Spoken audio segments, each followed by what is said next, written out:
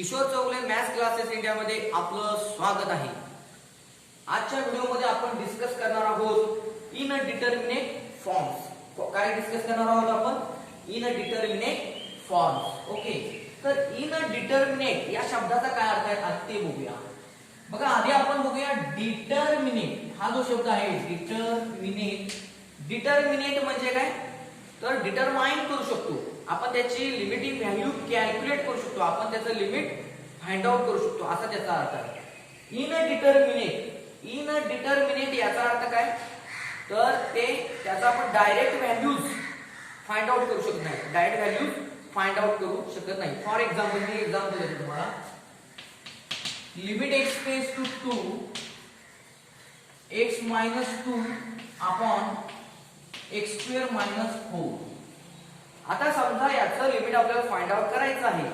आता हे this is rational function. Okay, तर आता आपण काय करू शकतो? Limit x tends to 2। Okay, तर हे 2 समजा इथे ठेवलं तुम्ही, x इक्वल टू 2 ठेवलं तर काय होईल बघा, x टेंड्स टू 2। आता आपण काय करूया, x इक्वल टू 2 ठेवून बघूया काय होईल। x equal to 2 minus 2 upon x equal to 2 काय होईल 2 स्क्वेअर मायनस 4 म्हणजे काय होईल 2 मायनस 2 0। 2 स्क्वेअर म्हणजे किती 4, 4 मायनस 4 0 म्हणजे इथे अपॉन काय 0, म्हणजे 0 अपॉन 0 आलं म्हणजे काय 0 अपॉन 0 हा काय इनडिटर्मिनेट फॉर्म आला, म्हणजे याचं कॅल्क्युलेशन होत नाही। We cannot calculate 0 upon 0। मग काय करावं लागतं? मग आपल्याला काही सिम्प्लिफिकेशन करावं लागतं, ते आपण पुढे पाहणार आहोत। मग अशा टाइपच्या फॉर्मला काय म्हटलं जातं? Indeterminate forms. तर एकूण 7 इनडिटर्मिनेट फॉर्म्स आहेत। किती आहेत? There are 7 indeterminate forms in limits. तर ते कोणते आहेत ते बघूया। तर एक 0 by 0, infinity by infinity, infinity minus infinity, 0 into infinity, 0 raised to 0, 1 raised to infinity, 1 raised to infinity, infinity raised to 0।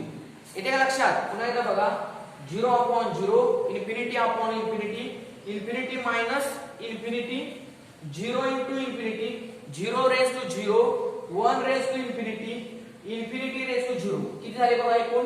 1 2 3 4 5 6 आणि 7। हे 7 इनडिटर्मिनेट फॉर्म्स आहेत आणि हे सॉल्व करण्याच्या वेगवेगळ्या पद्धती आहेत। तर आता आपण नेक्स्ट पार्ट जो बघणार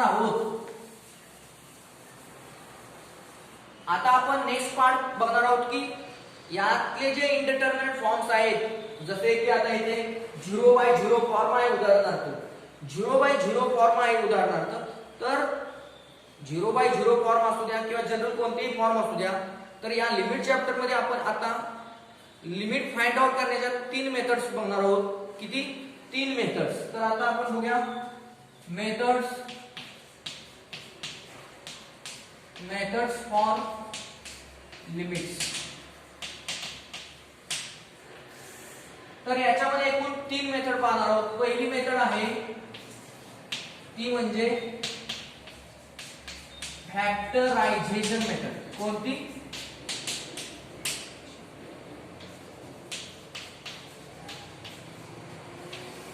बघा, एकूण 3 मेथड आहेत, factorisation method, rationalisation method and substitution method. एकूण 3 मेथड आहेत। ओके, आता फॅक्टरायझेशन मेथड मध्ये आपण बघूया। Suppose let l equal to limit x tends to a p of x upon q of x। बघा इथे लक्ष द्या, p of x upon q of x आहे। ओके, तर आता याच्यामध्ये काय होणार? This is numerator, this is denominator. तर आपण काय करूया, आत मल्टिप्लाय करूया, equal to by division rule काय होईल? Limit x tends to a p of x upon काय होईल? न्यूमरेटरचं सेपरेट लिमिट आणि डिनॉमिनेटरचं काय होईल? Separate limit. तर काय होईल बघा इथे, limit x tends to a p of x। आता एकूण न्यूमरेटर आणि या डिनॉमिनेटर मुळे एकूण 3 केसेस तयार होतात। केस फर्स्ट आहे बघा, केस फर्स्ट आहे ती म्हणजे बघा limit x tends to a q of x is not equal to 0. पहिली केस बघा, case first limit x tends to a. जर हा डिनॉमिनेटर, या डिनॉमिनेटरचं जर लिमिट म्हणजे हा लिमिट पार्ट जो आहे हा जर नॉन झिरो असेल, काय असेल म्हणलं मी बघा पुन्हा एकदा, हा जर नॉन झिरो असेल आणि limit x tends to a p of x आपल्याला काय आन्सर येणार आहे हे माहित नाही, काही येईल, तर त्यावेळी काय होईल, they limit exist, limit exist. तर आपण काय करू शकतो, आपण डायरेक्ट सॉल्व, आपण डायरेक्ट लिमिट घेऊ शकतो, we can put direct limit. तर इथं काय करू शकतो, दे लिमिट एक्झिस्ट म्हणजेच काय, तर तुम्ही काय करू शकता, x टेंड्स टू a, तर x च्या ठिकाणी x इक्वल टू a ठेवू शकता, इथे x इक्वल टू a आपण डायरेक्ट ठेवू शकतो आणि जे काही कॅल्क्युलेशन करून जे काही व्हॅल्यू येईल तेच काय असणार आहे, आपलं लिमिट असणार आहे. आता केस सेकंड जी बघा, केस सेकंड मध्ये काय होतं बघा, limit x tends to a p of x equal to p of x q of x equal to 0.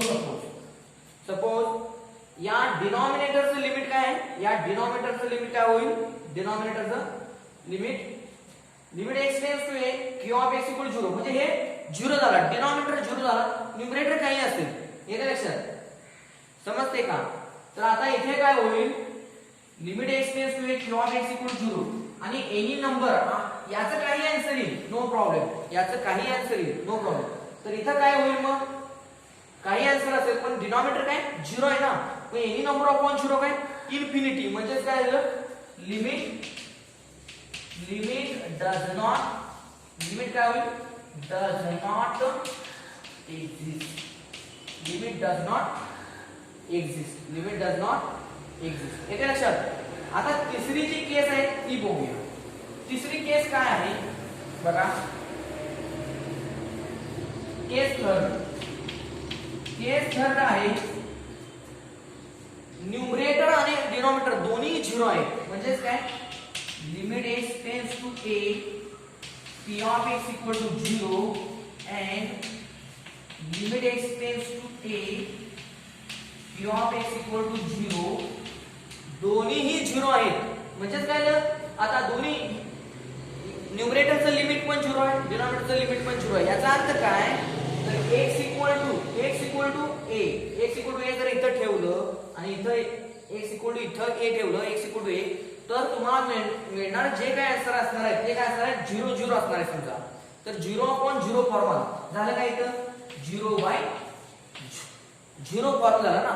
आता 0/0 फॉर्म झाला, याचा अर्थ काय होतो माहिती आहे का, limit x tends to a p of x equal to 0 and limit x tends to a p of x equal to 0. याचा अर्थ काय, जेव्हा तुम्ही x इक्वल टू a ठेवता इथं त्यावेळी आन्सर 0 येतं. याचा अर्थ काय, याचं फॅक्टरायझेशन होऊ शकतं. We can factorise this p of x.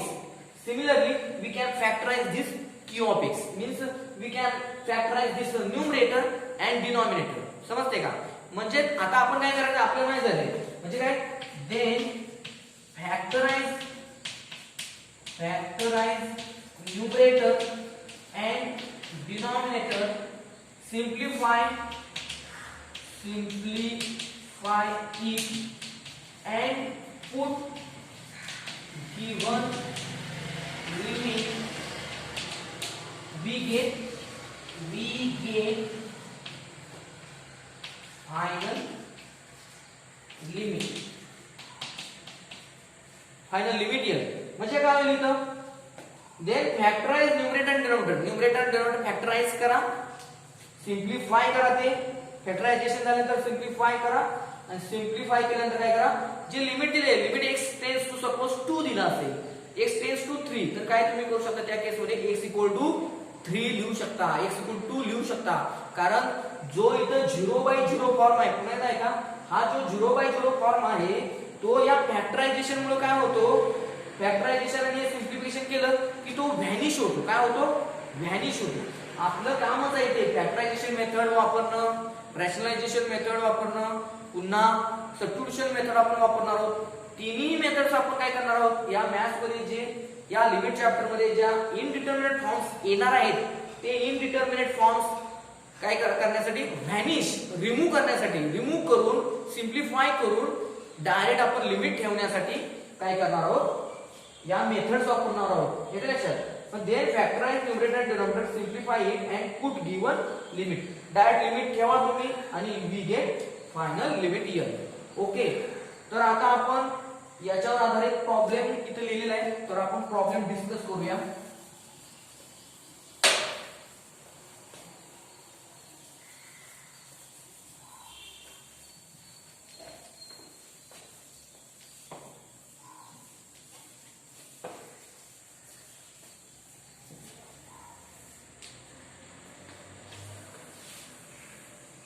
बघा आता प्रॉब्लेम काय आहे. इव्हॅल्युएट म्हणजे काय कॅल्क्युलेट. इव्हॅल्युएट, कॅल्क्युलेट, फाइंड तिन्हीचा अर्थ एकच की कॅल्क्युलेशन करायचंय किंवा फाइंड आउट करायचंय किंवा सॉल्व्ह करायचंय थोडक्यात. तर लेट काय होणार नेहमी लेट एल इक्वल टू आहे L equal to limit x tends to 2 x square minus 5x plus 6 upon x square minus 4. Okay. तर आता इथे बघा काय होतं ते काय होतं बघा. x टेंड्स टू 2 2 ठेवा इथे काय होईल 2 स्क्वेअर 4 4 and 6 10 इथे 2 ठेवा. आज तुम्ही 10 वजा 10 10 वजा 10 किती होणार 0 अपॉन x टेंड्स टू 2 2 इथे ठेवा 2 स्क्वेअर 4 4 मायनस 4 0. म्हणजे हा काय आला तुम्हाला थोडक्यात तुमचा काय आला this is 0/0 form. This is 0/0 0/0 indeterminate form. आता आपल्याला हा इनडिटर्मिनेट फॉर्म काय करायचा आहे रिमूव्ह करायचा आहे काढून टाकायचा आहे आणि सिंपल करायचा आहे. तर त्यासाठी कोणती मेथड वापरणार आपण फॅक्टरायझेशन. का तर आपलं काय 0/0 आहे ना फॅक्टराइज आपण करू शकतो काही प्रॉब्लेम नाही. तर काय बघा कारण आपण आता केस 3 बघितली नाही तर केस 3 मध्ये काय 0/0 असेल तर काय होणार आपण फॅक्टराइज करू शकतो. तर काय होणार लिमिट x टेंड्स टू 2. बघा आता न्यूमरेटरचं factorisation x square minus 5x plus 6 काय करणार कसं करणार तुम्ही बघा 6 into 1 गुणाकार किती आला पाहिजे गुणाकार 6 बेरीज वजा 5 3 दुनी 6 वजा 3 वजा 2 वजा 3 वजा 2 वजा 5 वजा 3 गुणिले वजा 2 minus minus plus 3 into 3 to the 6. त्यामुळे इथे काय होईल बघा काय येईल आता तुमच्या इथं x minus 3 आणि काय x minus 2. Okay x minus 3 आणि x minus 2. आता बघा इथे आपण काय x square minus 4 x square minus 4 म्हणजेच काय x स्क्वेअर मायनस 2 स्क्वेअर ना काय होईल x स्क्वेअर मायनस 2 स्क्वेअर. अजून सिम्प्लिफाय करूया आपण limit x tends to 2 x minus 3 x minus 2. Numerator आहे तसा डिनॉमिनेटर काय बघा x स्क्वेअर मायनस 2 स्क्वेअर म्हणजेच काय a square minus b square आणि a square minus b square म्हणजेच काय a plus b a minus b म्हणजेच काय होईल तर x plus 2 x minus 2. So this x minus 2 this x minus 2 cancel. What remaining limit x tends to 2 हे शिल्लक राहिलं x minus 3 upon x plus 2 equal to.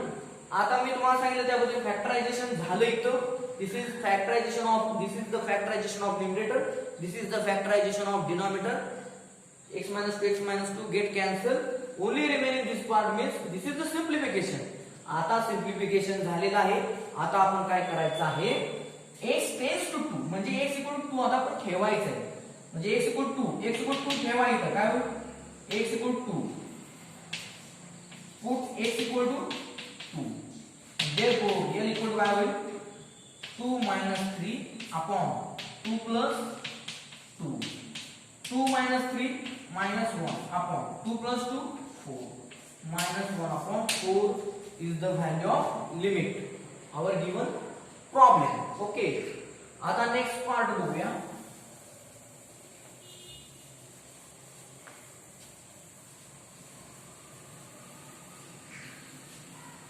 Next method आहे rationalization method. कोणती method?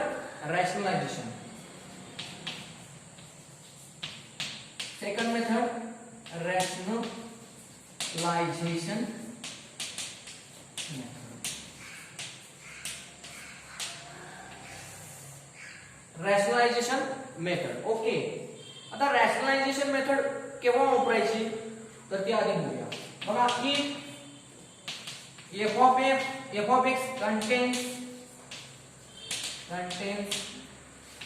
square root term, square root type term, then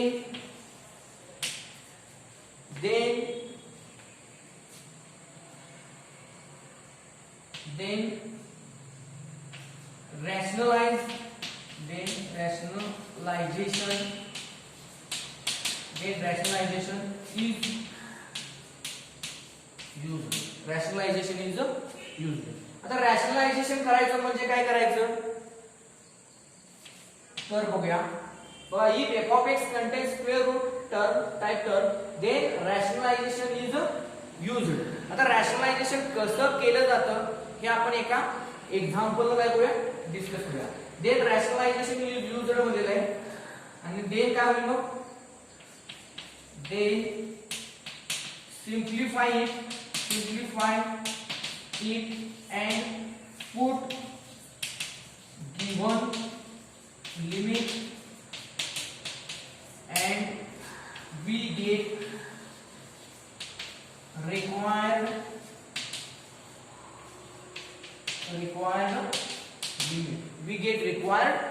limit. Okay, तर आता आपण बघूया ज्या पद्धतीने थेरी लिहिलेली आहे तर या पद्धतीने आपण प्रॉब्लेम बघूया.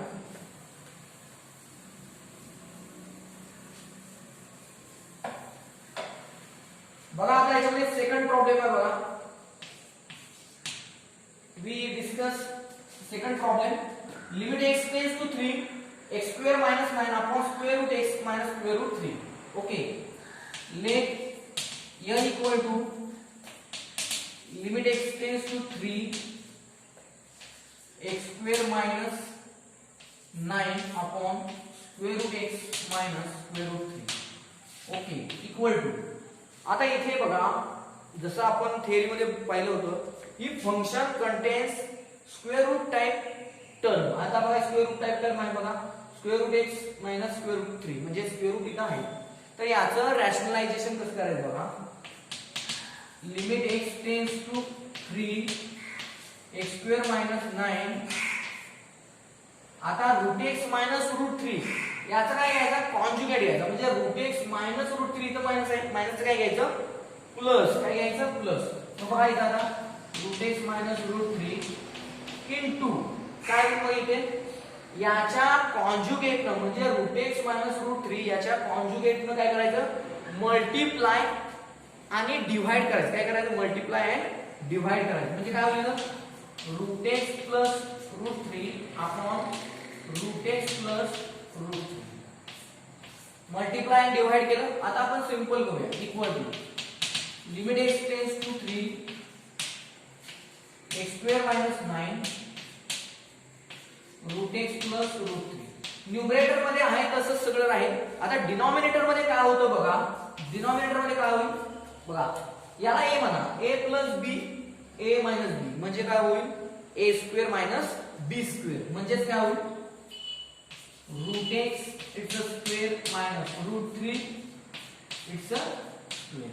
Okay, equal to limit x tends to 3 बघा आता इथे काय होईल x स्क्वेअर मायनस 9 म्हणजेच काय आता x स्क्वेअर मायनस 9 पण बघा इथं x स्क्वेअर मायनस 9 आपल्याला सिंपल करावं लागेल का बघा आता आणि एक एक करूया part root x plus root 3 upon बघा रूट x स्क्वेअर म्हणजे काय x मायनस रूट 3 स्क्वेअर म्हणजे काय 3 म्हणजे x मायनस 3.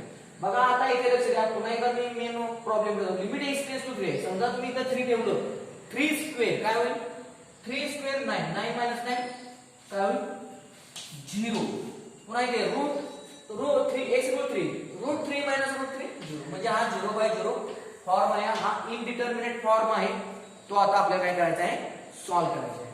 मग या मेथडला आता इथपर्यंत आपण सिम्प्लिफाय केलेला आहे. ओके, तर आता बघा, आता पुन्हा एकदा चेक करूया. x tends to 3, 3 - 3 0. पण इथं पण बघा x स्क्वेअर - 9 म्हणजे काय, 3 स्क्वेअर 9, 9 - 9 0, म्हणजे पुन्हा आणखी 0/0 फॉर्म आहे. तर इथं काय केलं पाहिजे बघा, x स्क्वेअर - 9 आहे, तर तिथं आपण काय करू शकतो, 3 स्क्वेअर करू शकतो, x स्क्वेअर - 3 स्क्वेअर. ओके, आणि आता मग त्यानुसार इथं काय होईल बघा, a स्क्वेअर - b स्क्वेअर म्हणजे काय, a + b, आणि काय होईल a - b. ओके, आता आपण सिम्प्लिफाय करूया. काय होईल, this x - 3 this x - 3 get cancel. काय राहील मग बघा, limit x tends to 3 x + 3 into काय होईल, √x + √3. म्हणजे आपण लक्षात घ्या, आपण छेदातला x - 3 आणि न्यूमरेटर मध्ये पण आपण x - 3 इथे काय केला, x स्क्वेअर - 9 मुळे तयार झाला. फॅक्टरायझेशन केल्यामुळे फॉर्म्युला आपण वापरला a स्क्वेअर - b स्क्वेअर. त्यामुळे हा x - 3 हा x - 3 कॅन्सल झाल्यामुळे काय आलं, जो इनडिटर्मिनेट फॉर्म होता 0/0 तो कॅन्सल होऊन आता काय आलं, सिम्प्लिफाइड आलं. काय आलं, सिम्प्लिफाइड फंक्शन आलं. आता डायरेक्ट लिमिट ठेवू शकतो आपण. पुट काय करायचं, x टेन्स टू 3, ज्यावेळी सिम्प्लिफाय होतं त्यानंतर तुम्ही x टेन्स टू 3 म्हणजे x = 3 आपण ठेवू शकतो.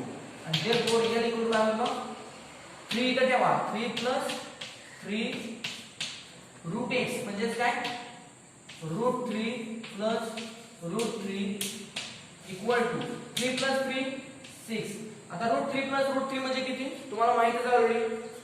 दिस is 1 mango + 1 mango, 1 mango + 1 mango, how many mango, 2 mango. So 6 × 2 √3 equal to काय होईल बघा इथं, 6 × 2 = 12, 12 √3. L equal to 12 √3 is the answer of given limit problem. Okay, तर ही झाली सेकंड मेथड. आता आपण थर्ड मेथड डिस्कस करूया.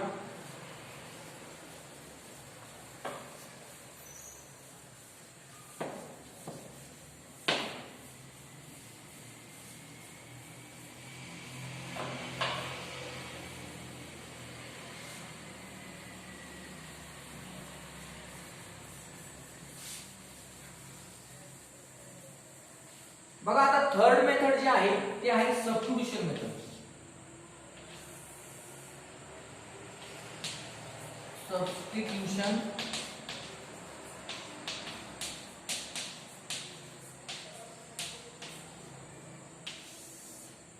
Third method is substitution method. आता ही कुठे वापरायची री बघूया. कन्सिडर